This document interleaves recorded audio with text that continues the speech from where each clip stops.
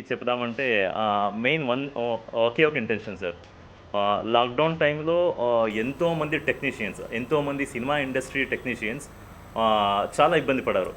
చాలా ఇబ్బంది పడ్డారు. సో, దాన్ని అట్‌లీస్ట్ కొంచెమైనా సాల్వ్ చేద్దామని కొత్త ఆర్టిస్ట్, న్యూ టెక్నీషియన్స్ వాళ్ళు పైకి రావాలని, వాళ్ళకొక ఛాన్స్ ఇద్దామని గణేష్ రాబిన్ సార్ దగ్గర మాట్లాడి వాళ్ళు నాకు కొంచెం కొన్ని ఇయర్స్ నుంచి పరిచయం.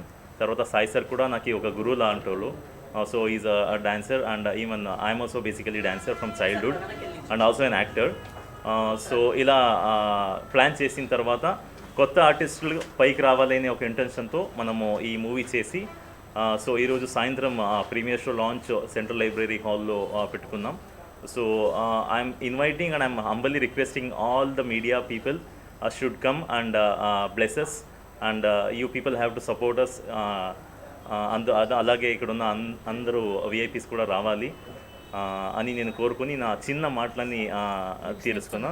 And thanks for everyone. Locations గురించి చెప్పడానికి వేరే మాటే లేదు sir. So first of all వైజాగ్లో చేయాలి అని డిసైడ్ చేసిందే లొకేషన్స్ ఇష్టమయ్యి. 7 నంది అవార్డులు వచ్చాయి.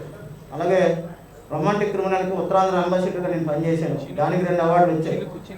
అలాగే చినుకు సినిమా కానీ ఎన్నో సినిమాలకి విశాఖపట్నంలో ఇక్కడ తీసిన సినిమాలకి ఎన్నో అనేక అవార్డులు వచ్చాయి.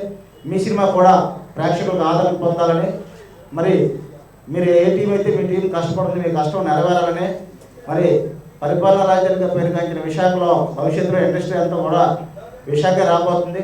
ఎందుకంటే ఆంధ్ర ఊటీ అరుపు ఉంది, మరి బొర్రాబాబులు ఉన్నాయి, ప్రకృతి అందాలు పుట్టిన ఇల్లు. బ్రెజిల్ తర్వాత ప్రపంచంలోనే 2వ అందమైన నగరం విశాఖ.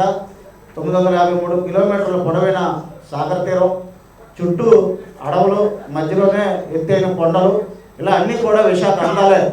విశాఖలో షూటింగ్ తీసుకున్నప్పుడు చాలా తక్కువ లో బడ్జెట్తో సినిమాలు పూర్తి చేయవచ్చు. మరి మీరు కూడా మంచి సంకల్పంతో ఈ సినిమా ఇనాగ్రేషన్ కానీ లేకపోతే ఇక్కడ షూటింగ్ కానీ పెట్టుకోవడం కూడా ఒక అదృష్టంగా, ఒక సెంటిమెంట్గా భావించి. Hi views, Vizag vision channel ని సబ్స్క్రైబ్ చేసుకోండి. మా ఛానల్ అప్డేట్స్, నోటిఫికేషన్స్ కోసం ఇక్కడ కనిపిస్తున్న బెల్ ఐకాన్ ని క్లిక్ చేయండి.